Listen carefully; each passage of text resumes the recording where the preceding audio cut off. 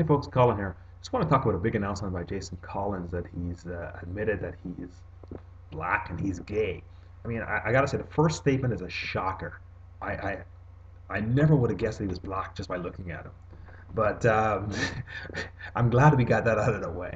But I guess the real announcement here is that he's gay. And this is a big deal. It's the first active gay player in team sports in North America, which in a way shows us how behind we are. When you look at all the thousands of guys that have played sports in North America throughout the years, are you telling me that there were no other gays? Period. Not possible. I mean, you just look at just do the law of averages. There's got to be a few people who are gay, but I guess in the past they just wouldn't. They're so too afraid to talk about it, and they weren't sure how it would have been perceived by the team as well as the audience, sporting audience. But in terms of Jason, I think good for him. I'm glad he's been able to come out and say, look, I'm gay, that's who I am, and let's get it on, let's get it over with type mindset. I think it's horrible when people are forced to live their lives in the closet and they're always hiding and pretending that they're one thing that they're not. So I think it's high time that we accept that and let's move on. And at the end of the day, really, it's nobody's business who he's sleeping with. I mean, as long as if he's not sleeping with you, what do you care?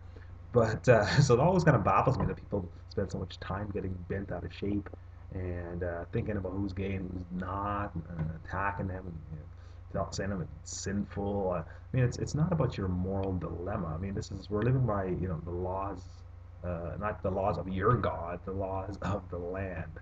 So I think it's people overreact about it, and I think it's a good thing. I think moving forward, we'll see how it plays out.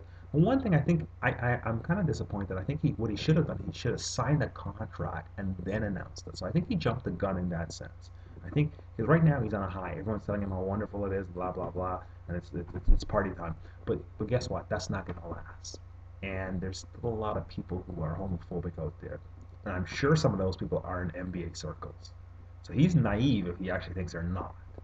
And what he should have, that's what I'm saying. He should have signed a contract with the team. He's a free agent right now, so he could very well be signed. But what he should have done is signed a contract and then proceeded to announce that he's gay.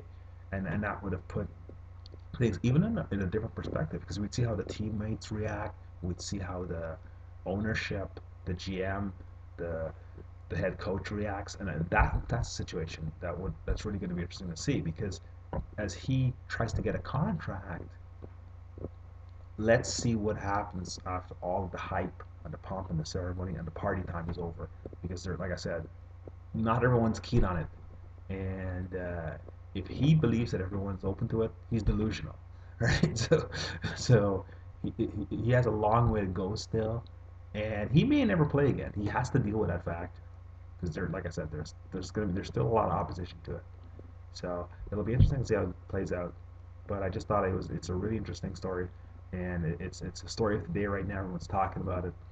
So I thought I'd add my 2 cents worth to it. So let me know what you think. Once again, that's my truth for today, and we'll talk soon. Take care.